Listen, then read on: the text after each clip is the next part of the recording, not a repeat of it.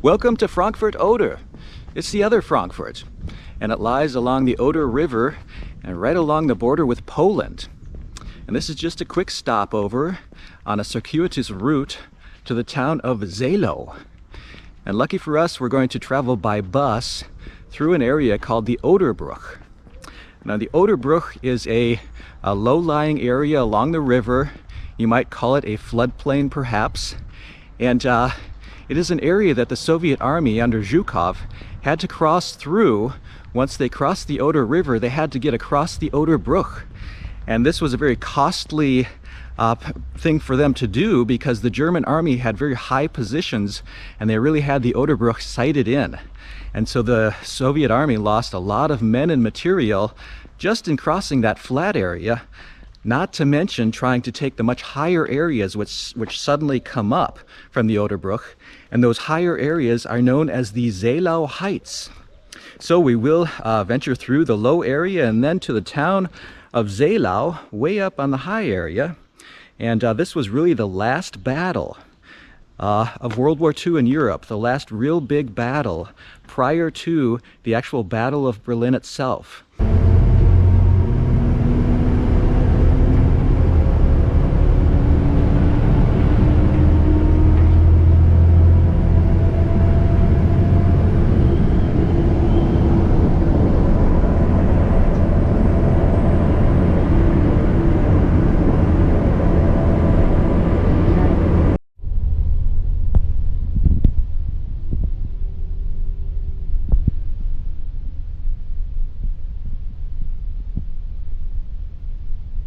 Welcome to the bus Bahnhof at Seelow, and I've already found some interesting items here.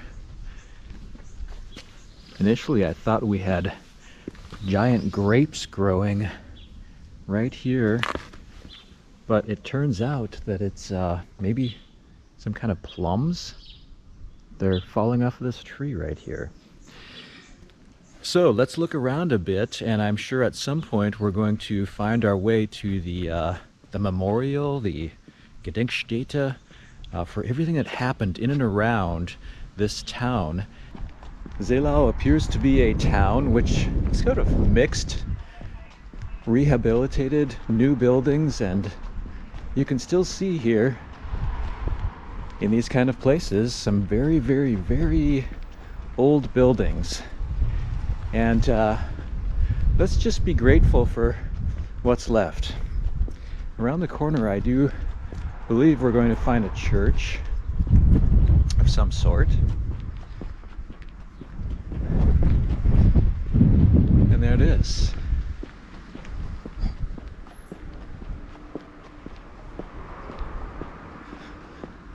So already this is quite the nice little town.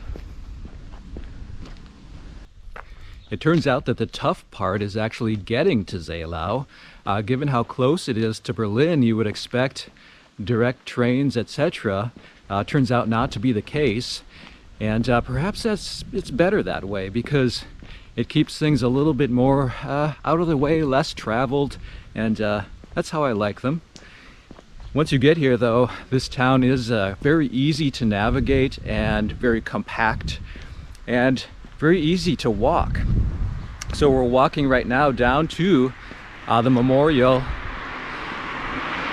and the site where we will gain more information about the battle that took place here on the Seelow Heights. It's right down there. There's a museum right down there.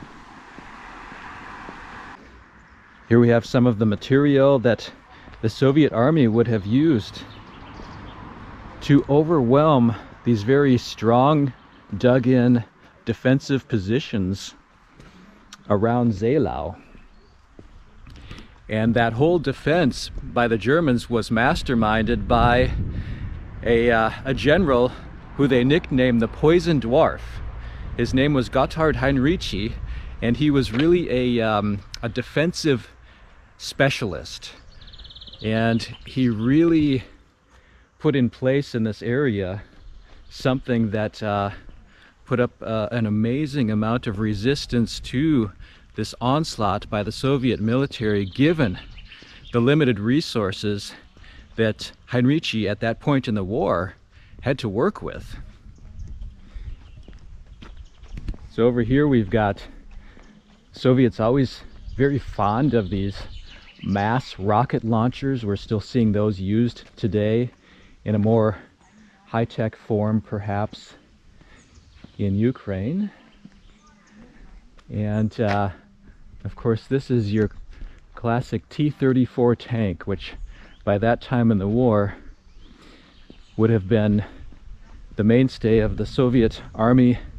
It's got some very heavy cable going on here on the back of this in case they need to tow it out of some kind of muddy area like you would find down in that churned up Oderbruch, where many of these tanks became bogged down and stuck and had to be towed out. You can see some of this looks like it's almost formed in a custom way. Some of this metal, they've got huge welds here and lots of unique shapes to that gun.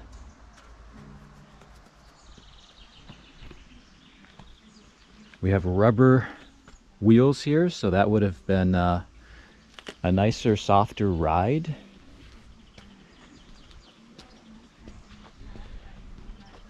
And this looks like perhaps some kind of, well, we've got the exhaust here and then perhaps some kind of storage for extra fuel.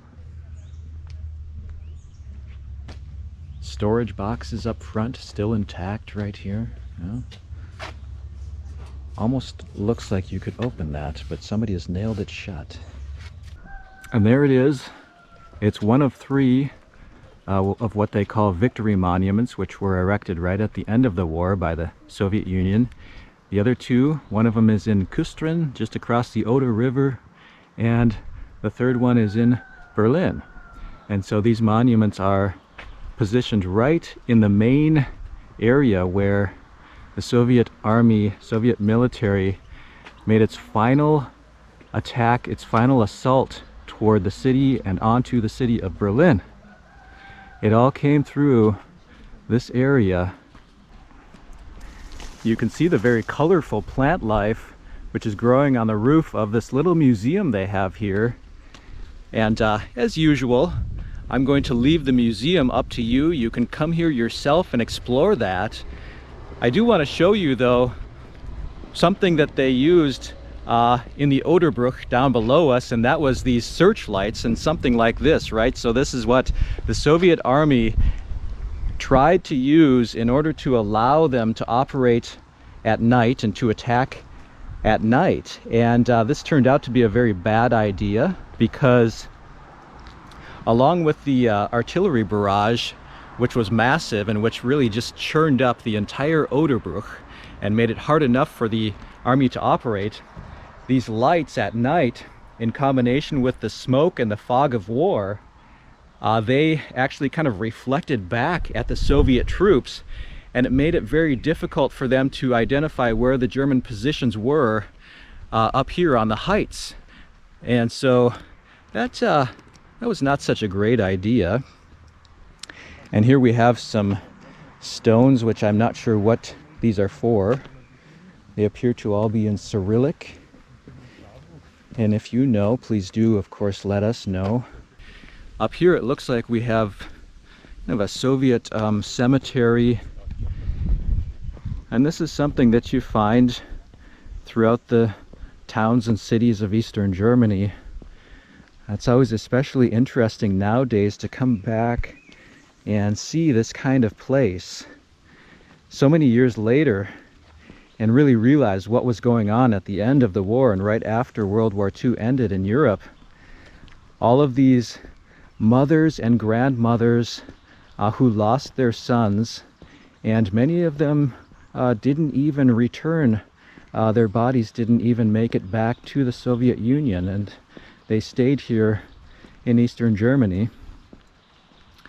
And out here you can actually see the Oderbruch. So this wide open plain with the Oder River behind it. This is where an entire Soviet army would have attacked toward us if we were the German defenders up here under Gotthard Heinrici. The main Soviet force under Zhukov would have come out of the area of Kustrin, which is right down there, and they would have just been a mass of men and material and smoke and dust coming towards us up here on these heights, which I'm surprised is actually it's not that high. I thought it would be higher up here, but this is where the defenders would have been, and this concrete table here gives you a good idea of the geography.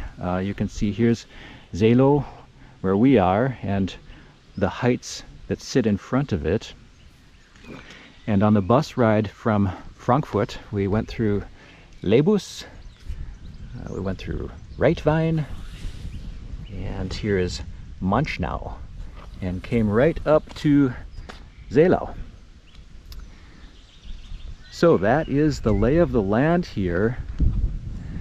And as usual, if I've earned a subscription, please do subscribe. Please do give a thumbs up if you like these videos. And until our next adventure, goodbye.